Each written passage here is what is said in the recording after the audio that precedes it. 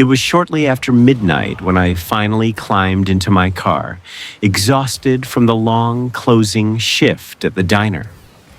The parking lot was empty, the neon closed sign blinking against the dark backdrop of the rural landscape.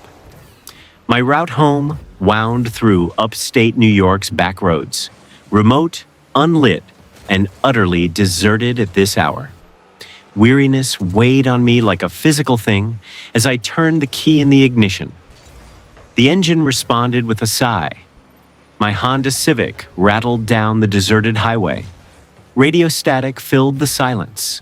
No local stations broadcast that far out. Beyond the reach of civilization, night swallowed everything.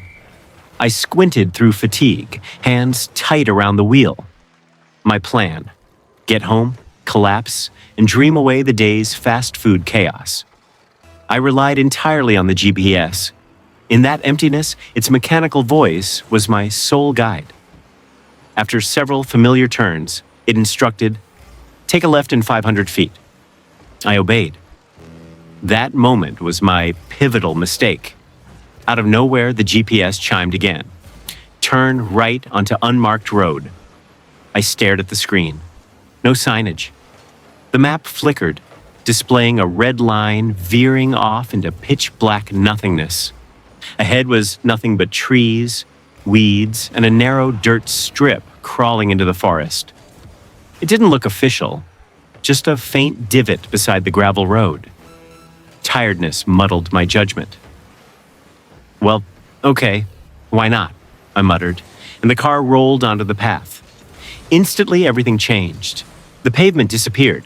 My tires bucked over roots and loose stones. Trees pressed in. Branches scraped the car's sides like fingernails dragging metal.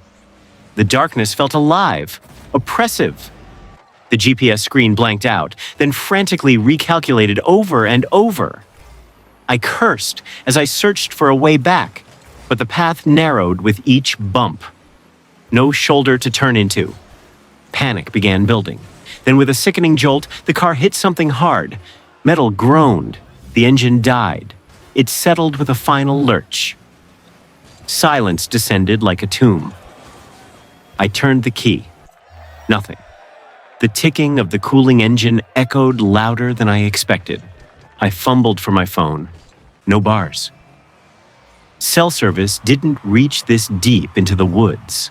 Against better judgment, I tried a call to roadside assistance. Miraculously, it connected. Help should be there in an hour. An hour felt eternal. I locked the doors, leaned back against the headrest, and prayed I could keep steady until help arrived. In the eerie quiet, the usual night sounds were absent. No crickets, no frogs, not even owls, just a heavy, suffocating stillness. Then came the first crunch, vena of dried leaves underfoot. I snapped upright, eyes darting to the windows. Just dark. I told myself it must be a deer or a raccoon, but then I heard it again. This time, closer. My heart hammered in my chest, slow, deliberate, circling. First behind the trunk, then along the passenger side. I gripped my phone tight with one hand, the other clutching the steering wheel. I flicked on the flashlight and swept it across the windows. Only underbrush. Nothing human. My breath hitched, mind racing. Was it an animal or something worse? I raised the phone to call 911, but the screen froze. No signal. Suddenly, behind the driver's window, something shifted. A gaunt figure pressed his face to the glass. Eyes sunken and wide, blank yet pleading. His knuckles were raw, dripping blood. Dirt streaks marred his pale skin. I nearly dropped the phone. He mouthed words I couldn't hear at first, then faintly, "Please, I'm lost. Help me." Each word scraped across the glass with desperation. My instinct screamed, "Don't let him in." My throat went dry. "Who are you?" I managed to whisper. "I've been here days." He pounded the glass harder. Smudged handprints spread across the cold window pane. He leaned in closer, breath fogging the glass. "They're watching," he rasped before stumbling back toward the woods. As suddenly as he appeared, he vanished among the trees. 10 seconds later, headlights pierced the forest gloom. Tow truck. A man named Mike rolled toward me. Relief surged. I recounted the ordeal.